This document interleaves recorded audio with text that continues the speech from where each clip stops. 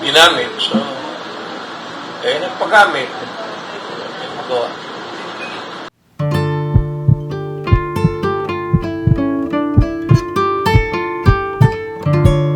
Well, ako talaga as a Filipino,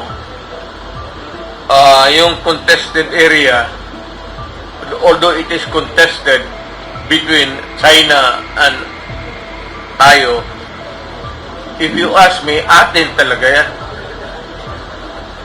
So, as a Filipino, I would insist that that part of the West Philippine Sea is atin. Part of the economic zone. Ang territorial waters lang actually, historically, is 3 miles. Pero yung economic zone is 12. And beyond that is the, well, parang part of your sovereign entitlement. Wala man tayong away sa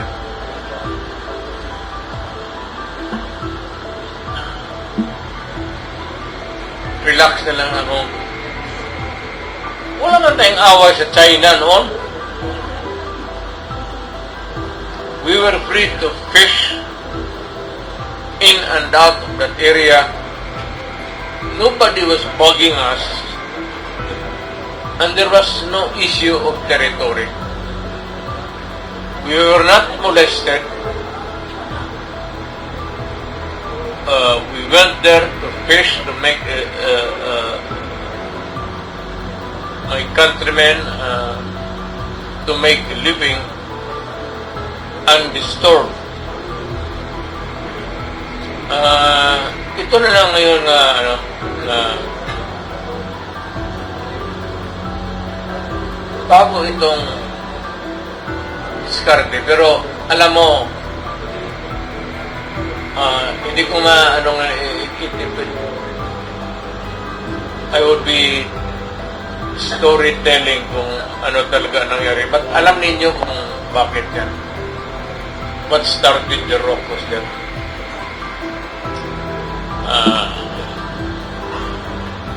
well, let us start by never mind the people that America is using,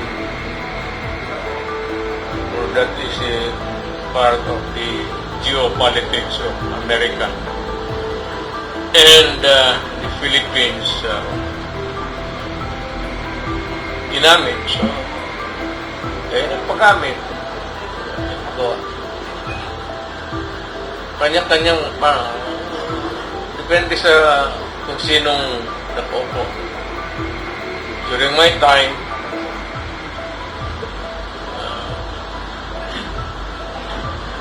I do not even remember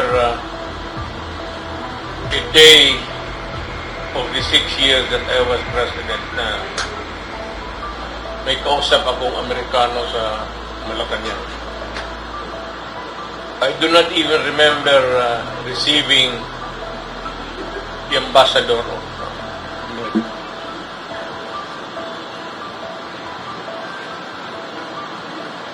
Wala akong hindi ako anti-American, but yung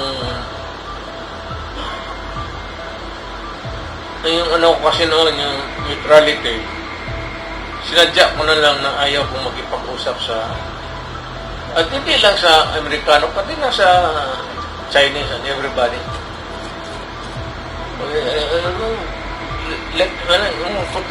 Let's not talk about this thing. Itong foreign policy. The sole organ kasi, remember na, the sole organ sa ating konstitusyon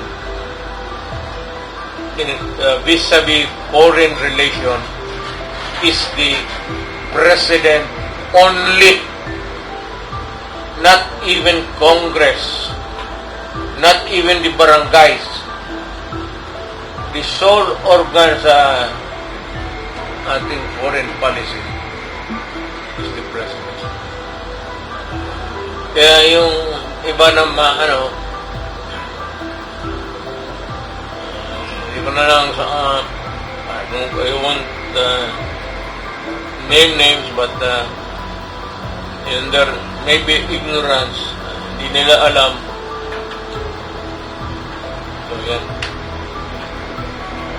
So, kung anong sabihin ni Presidente dyan, basta foreign relations na, anything outside of the country, Presidente yan sa lang.